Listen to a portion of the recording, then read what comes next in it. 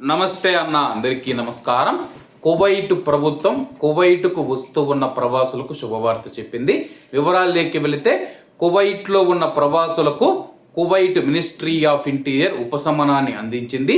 Visit వీసాలను work వీసాలుగా మార్చుకునేందుకు అనుమతి ఇస్తూ నిర్ణయం తీసుకుంది. ఎవరైతే కువైట్కు విజిట్ వీసాల మీద వస్తూ ఉన్నారో వాళ్ళు కువైట్కు వచ్చిన తర్వాత వాళ్ళ యొక్క వీసాలను వర్క్ వీసాలుగా మార్చుకోవచ్చు అని చెప్పేసి, అంటే విజిట్ వీసా మీద ఎవరైనా కువైట్లోకి వచ్చిన తర్వాత కువైట్లో పని చేసుకోవాలనుకుంటే కానీ వాళ్ళు వర్క్ వీసాలుగా మార్చుకోవచ్చు అని చెప్పి తెలిపింది. అలాగే ఈ మార్పిడి కొరకు 150 దినార్ల ఫీజును వసూలు చేయనున్నారు. ప్రవాసుల నివాస చట్టంలోని ఎగ్జిక్యూటివ్ నిబంధనలకు సవరణలు చేస్తూ తీసుకున్న ఈ కొత్త నిర్ణయం ఈ రోజు నుంచే అమల్లోకి వచ్చింది.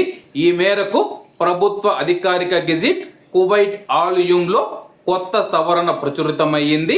కొత్త నిబంధనల్లోని ఆర్టికల్ 16 ప్రకారం విజిట్ వీసాను సాధారణ రెసిడెన్సీ వీసాగా మార్చుకోవడానికి ప్రవాసులు 150 దినార్ల రుసుము చెల్లించాల్సి ఉంటుంది.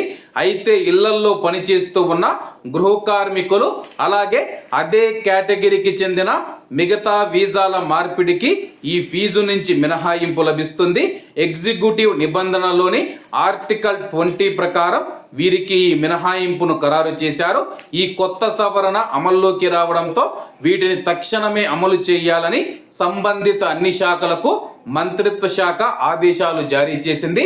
ప్రస్తుతం కువైట్కు వస్తూ ఉన్న ప్రవాసులు విజిట్ వీసా మీద వచ్చేవారు ఎవరైతే ఉన్నారో కువైట్కు వచ్చిన తర్వాత మీరు ఎక్కడైనా వర్క్ చేయాలనుకుంటే కానీ అలాగే కువైట్లోని ఇళ్లలో మీరు పని చేయాలనుకుంటే కానీ అటువంటి వారికి ఫీజు నుంచి మినహాయింపు ఇచ్చారు.